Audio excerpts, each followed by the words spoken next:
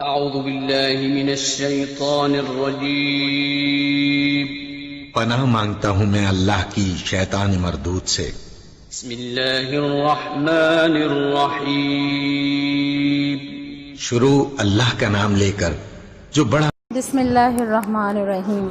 السلام علیکم۔ سیدہ رضوانہ بطول اپنے لیکچر کے ساتھ حاضر ہے۔ جی پچھلے لیکچر میں ہم نے خوش خلقی کا تعارف پڑھا۔ جی میں نے کہا تھا کہ کہانی کو آپ نے بہت اچھے طریقے سے پڑھنا ہے اور آپ کو واضح ہو گیا ہوگا کہ اس میں دو خواتین کی کہانی جو ہے وہ بہت دلچسپ انداز میں بیان کی گئی ہے، جس میں سے خوش مزاج اور بد مزاج بی کے حوالے سے یہ کہانی ہے، اور اس کے ساتھ موسموں کا بھی ہے، اور جنگل میں وہ دونوں چلی جاتی ہیں تو جو نیک مزاج بھی ہیں ان کے ساتھ موسم کیا سلوک کرتے ہیں، اور بد مزاج بھی جو ہیں ان کے ساتھ موسم کیا سلوک کرتے ہیں، یہ بھی آپ کو سمجھ آ گئی ہوگی، اور بہت دلچسپ کہانی ہے اور اس میں بہت اہم پیغام ملتا ہے۔ اور اس کہانی کا پیغام جو ہے وہ سوچنے کی بات ہے کہ ہمارا اچھا اخلاق ہمیں کہاں کہاں کامیاب کر سکتا ہے، اور ہمارا برا اخلاق یا ہماری بد اخلاقی ہمیں کہاں کہاں نقصان دے سکتی ہے، بلکہ پوری زندگی میں بہت سی جگہ ہم خسارہ اٹھاتے ہیں اپنی بد مزاجی کی وجہ سے، اور اگر ہمارا اخلاق اچھا ہے تو ہمارے سارے کام خود بخود ہوتے جائیں گے۔ جی اس میں مشکل الفاظ کے معنی میں آپ کو تیزی سے کرا دیتی ہوں۔ آپ کو میں نے کہا تھا نا کہ آپ نے کتاب پر نشاندہی کرنی ہے مشکل الفاظ کی، اور ساتھ آپ کو پھر میں الفاظ معنی لکھا دوں گی۔ خوش خلقی اچھے اخلاق، وصف خوبی، خوش مزاج اچھے مزاج والا، بصیرت دل کی نظر دل کی بینائی، بصارت آنکھوں کی بینائی، خوش نمائی اچھا نظر آنا، اچھا دکھنا، خوبصورت لگنا، بد مزاجی برے مزاج، برا اخلاق، نقصان دہ نقصان پہنچانے والا، اذیت تکلیف، افضل برتر اعلیٰ بہتر بہترین، دلچسپ دل کو بھانے والا، ٹھیک ہے، دل کو بھانے والا، دل کو اچھا لگنے والا، جو دل پہ اثر کرے۔ تاثرات اثر کی جمع ہے کہ نیکسٹ آپ دیکھیں تاثرات، تاثر کیا ہم ایک لحاظ سے کہہ سکتے ہیں ہمارے کیا تاثرات ہیں، یعنی کہ ہمارا کیا کسی چیز کے بارے میں ہمارا کیا اندازہ ہے، کیا سوچ ہے، کیا اثر ہوتا ہے اس چیز کا ہم پہ، اس معنوں میں کب کبھی لرزہ طاری ہونا، جسم کانپنا، ہیولا ایسے ایک پرچھائی ٹائپ چیز نظر آنا، غیر مرتب شکل، بے ہنگم سا بغیر کسی حجم کے شکل کے، جاڑوں سردیوں کے موسم میں، یہ جاڑوں کے موسم کی بات ہے، سردیوں کا موسم، سجیلا خوبصورت، نظر تحفہ دینا، مہکی بھیگی ہلکی ہلکی سی خوشبو آنا، بھینی سی خوشبو جسے ہم کہتے ہیں، معطر خوشبودار، طفیل کسی کی وجہ سے، جیسے ہم آپ کے طفیل کامیاب ہوئے آپ کی وجہ سے، آپ کی مدد سے، آپ کی وجہ سے، مسرور خوش ہونا، سوندھی مہک گیلی مٹی کی ہلکی ہلکی خوشبو جو آتی ہے اس کو کہتے ہیں۔ آپ دیکھیں نا بارش جب ہوتی ہے اور کافی عرصہ نہیں ہوئی بھی ہوتی تو مٹی جو ہے مٹی زمین کی خشک ہوتی ہے مٹی، تو آپ دیکھیں کہ ایک دم جب اس کے اوپر پانی پڑتا ہے تو ایک خوبصورت سی خوشبو آتی ہے، اس کو بھی سوندھی مہک کہتے ہیں۔ لہلہانا ہلنا، لہرانا ہلنا فصلوں کا، جیسے لہلاتی فصلیں، ہوائیں چل رہی ہوں اور فصل جو ہے وہ ہل رہی ہو۔ آراستہ ہو پیراستہ سجی سنوری، بناوٹ اچھی بناوٹ والی، خوبصورت لگنا، سجنا سنورنا، آراستہ اور پیراستہ دونوں اسی معنوں میں آتا ہے، آراستہ اور پیراستہ سجی سنوری۔ سردار حاکم حکمران، سربراہ، صنائی کاریگری، بناوٹ بنانا، مشک بھی خوشبو کو کہتے ہیں۔ آپ کو پتہ ہے ہرن کی ناف سے جو تھیلی ہوتی ہے اور خوشبو نکالی جاتی ہے اس کو مشک کہتے ہیں، عنبر جو ہے اس کو بھی خوشبو کہتے ہیں، اور یہ خوشبو جو ہے تیز خوشبو میں آتی ہے، اور وہ ہلکی مہک والی جو خوشبو ہوتی ہے وہ مشک ہوتی ہے۔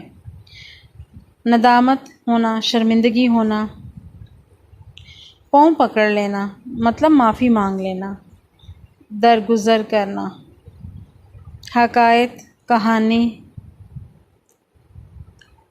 کاٹ کھانے کو دوڑنا، بہت زیادہ غصہ کرنا، ٹھیک ہے، یہ ان معنوں میں آتا ہے۔ اور اسی کتاب کے جو ہے آپ دیکھیں کہ سبق کے آخری میں انہوں نے شعر دیا ہے کہ کسی شاعر نے کیا خوب کہا ہے، اپنے اخلاق کو بلند کرو، خود کو دنیا میں ارجمند کرو۔ ارجمند کرنا، مرتبے والا بنانا، قدر و قیمت والا بنانا۔ سمجھ آ گئی؟ ٹھیک ہے نا؟ اور کوئی بھی مشکل چیز ہو تو وہ آپ اس حوالے سے پوچھ سکتے ہیں۔ اس کے بعد آپ دیکھیں مشقی سوالات۔ مشقی سوالات یعنی سرگرمیاں۔ سب سے پہلا سوال کیا ہے؟ سب سے پہلا سوال یہ ہے کہ نیک مزاج بی جنگل کیوں گئیں؟ یعنی کہ نیک مزاج بی جو تھی وہ جنگل میں کیوں چلی گئی تھیں؟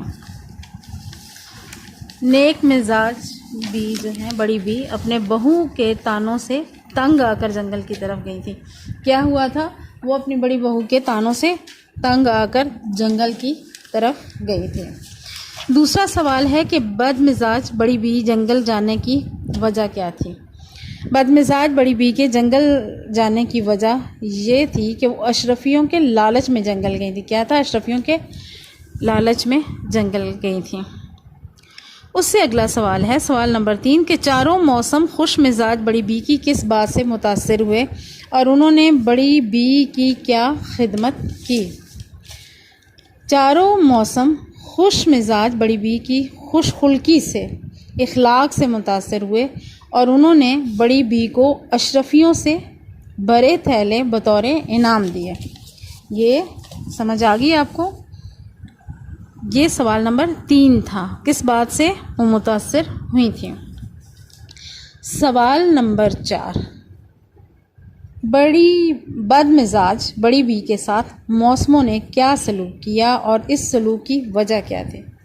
جی، بد مزاج بڑی بی کے ساتھ موسموں نے بہت برا سلوک کیا، کیونکہ بڑھیا بہت بد مزاج تھی اور ان کا اخلاق بھی اچھا نہیں تھا، اور اس کی بد اخلاقی کی وجہ سے موسموں نے انعام کی بجائے اذیتیں اور تکلیفیں دی۔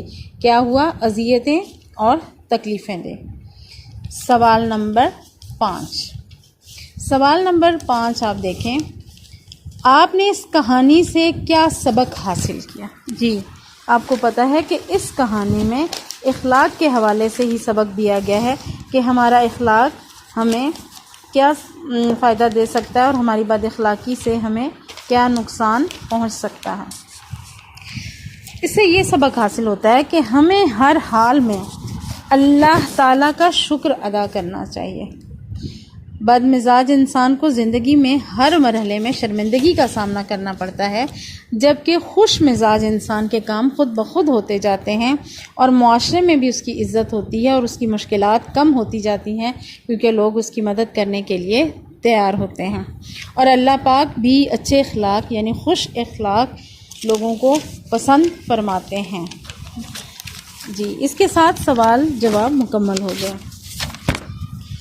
دیکھیں سوال نمبر 2، اس کہانی میں جن الفاظ کو آپ نے پہلی بار پڑھا ہے ان کی فہرست مرتب کیجیے اور ان میں سے 5 کو اپنے جملوں میں استعمال کرنا ہے۔ یہ آپ نے خود کرنا ہے کہ آپ کو کون سے ایسے 5 لفظ محسوس ہوئے ہیں کہ جو آپ نے پہلی دفعہ پڑھے ہیں اور آپ نے ان کو جملوں میں استعمال کرنا ہے۔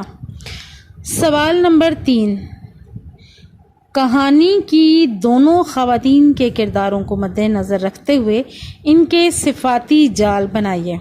جی، سوال نمبر 3، 4 جو ہے وہ آپ کتاب پر بھی حل کر سکتے ہیں، اس کو کاپی پر لکھنے کی ضرورت نہیں ہے، جبکہ سوال نمبر 1 جو ہے اور سوال نمبر 2 وہ آپ نے کاپی پر کرنا ہے، نیٹ کاپی پر حل کرنا ہے، سوالات کے جوابات لکھنے ہیں اور جملے بنانے ہیں۔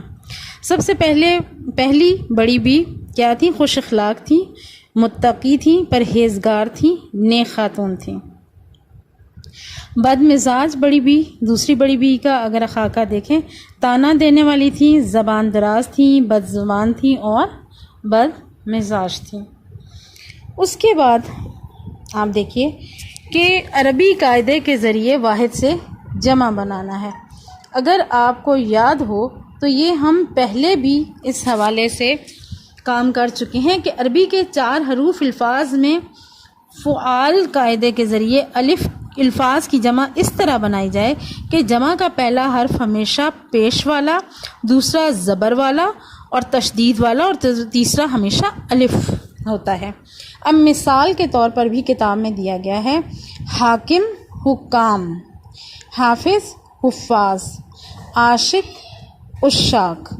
لیکن اگر آپ اپنے یہ دیکھیں سوال نمبر 5 جو کتاب میں دیا گیا ہے تو ہم کیا ہے اس میں سب سے پہلے کافر ہے، کفار، حاجی، حجاج، خادم، خدام، کاذب، کذاب، تاجر، تجار، فاسق، فجار، حاضر، حزار، زاہد، زہاد، حاسد، حساد اور طالب، طلاب۔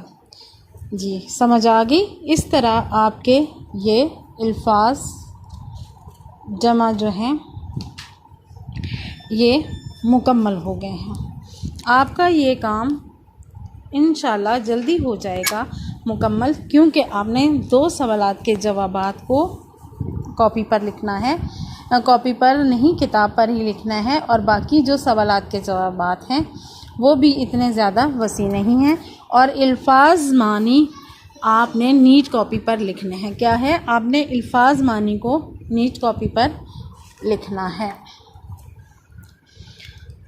اس کے بعد دیکھیے گا انشاء پردازی۔ انشاء پردازی کے حوالے سے اس میں کہانیاں دی گئی ہیں۔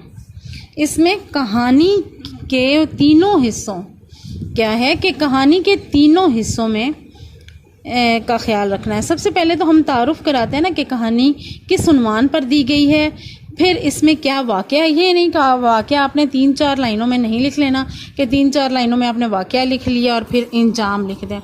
کہانی کا مطلب ہوتا ہے تفصیل سے بیان کرنا۔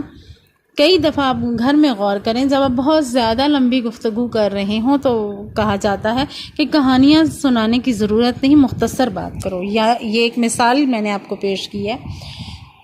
واقعہ اور کہانی اچھے انداز سے پیش کرنا ہے، اس کے بعد آپ نے انجام لکھنا ہے۔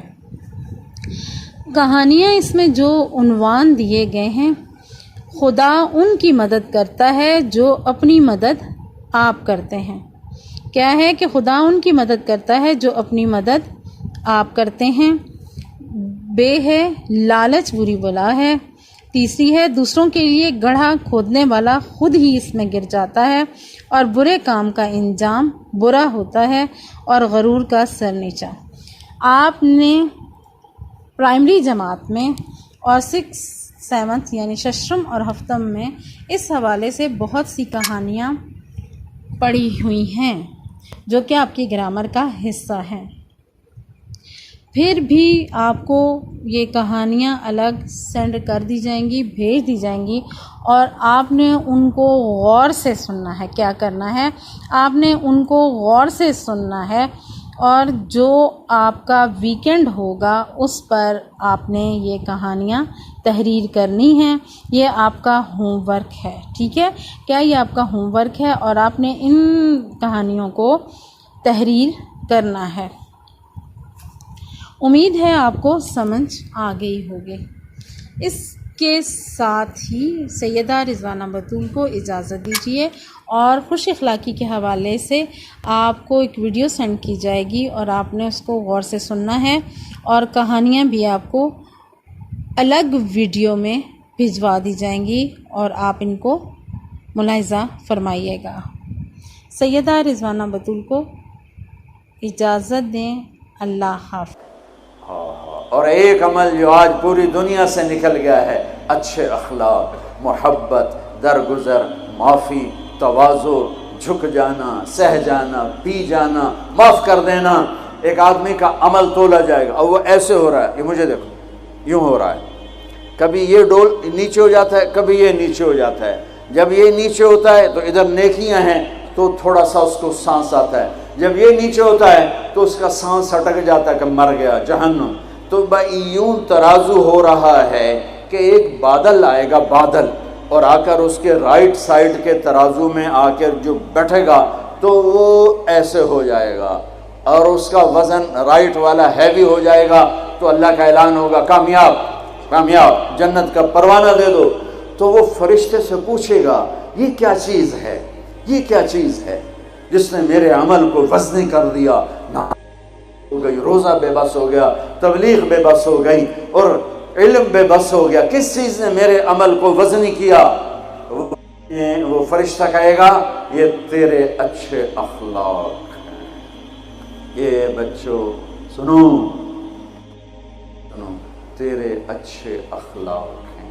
پوری دنیا پھری ہے، نمازی بہت، حاجی بہت، روزے والے بہت، پردہ دار عورتیں بھی بہت، لیکن اخلاق والا یا والی کوئی ملتا ہی نہیں ہے. یتیم ہو گئی دنیا، بانجھ ہو گئی دنیا، خالی ہو گئی دنیا. پھر پھر کے اکھیاں تھک گئیں، پر محبت دینے والے کرنے والے نظر ہی کوئی نہیں آتے ہیں. ہر ایک کے منہ میں زبان نہیں ہے، ناگن کو بٹھایا ہوا ہے. زبان نہیں ہے، خنجر کو بٹھایا ہوا ہے. دوری دھار کا خنجر ہے جس نے دلوں کو چیر لیا، جس نے رشتوں کو کاٹ دیا، جس نے محبتوں کو ویران کر دیا، سینوں کو نفرتوں سے بھر دیا. میرے بچے بچیوں، تمہاری ابتدائی عمر ہے، اسے میٹھا کر لو، اسے میٹھا کر لو، اسے محبت سے بھر دو. تو آج تمہارے جیسا عمل کسی کا ہوگا نہیں. جب یہ اعلان ہوگا کہ یہ ناکام ہو گیا، یوں ہو گیا، ناکام ہو گیا، تو اللہ کہے گا خذوہ، پکڑو پکڑو. مجھے دیکھو کیسے پکڑیں گے. پاکستان پولیس یا دنیا پولیس یہاں سے پکڑتی ہے، یہاں سے پکڑتی ہے، ہتھکڑی لگاتی. میرے اللہ کی پولیس کہاں سے پکڑے گی؟ دیکھو یہاں سے. فرشتہ آ کے یہاں ہاتھ ڈالے گا، یہاں، اور یوں کرے گا، اس کا یہ جبڑا نکل کے ایسے ہو جائے گا اور وہ یوں کلا بازیاں کھاتا ہوا گرے گا ننگا، اور اٹھ کر کہے گا معافی دے دو، رحم کرو رحم کرو رحم کرو. تو وہ کہیں گے تم پہ رحمان نے رحم نہیں کیا، ہم کیسے رحم کریں. عورتوں کے منہ میں ہاتھ نہیں ڈالے گا. کوئی عورت ناکام ہوتی ہے تو اس کو یہاں سے نہیں، اس کو سر کی چوٹی سے پکڑ کے یوں جھٹکا دے گا. ویسے ننگے بدن لڑکتی ہوئی وہ گر کر کہے گی رحم کرو رحم کرو. وہ کہیں گے رحمان نے نہیں کیا، ہم کیسے کریں. یہ ایک خوفناک ناکامی ہے جس کا سامنا کرنا ہے ان انسانوں کو، ان مردوں عورتوں کو جو غفلت کی زندگی مر گئے، جو ظلم کی زندگی مر گئے، جو نافرمانی کی زندگی میں مر گئے، جو تباہی اور بربادی کی زندگی میں مر گئے. ان کے لیے یہ میرے رب کا فیصلہ ہے. میرے بچوں، میری اور تم سب ہماری اولاد ہو، ہماری قوم کا، ملک کا سرمایہ ہو. جس ملک کی نوجوان نسل برباد ہو جائے اسے ٹیکنالوجی اونچا نہیں لے جا سکتی. جس ملک کی نوجوان نسل غیرت مند ہو، عزت دار ہو، دامن پاک ہو، صاف ہو، نظروں میں حیا ہو، پاکیزگی ہو، وہ ٹیکنالوجی کے بغیر بھی ہواؤں میں اڑتے ہیں. انسان کی بلندیاں وہ ٹیکنالوجی سے نہیں طے ہوتی. انسان کی بلندیاں اس کے اخلاق سے، اس کے کردار سے، اس کے حیا سے، اس کی پاک دامنی سے طے ہوتی ہیں.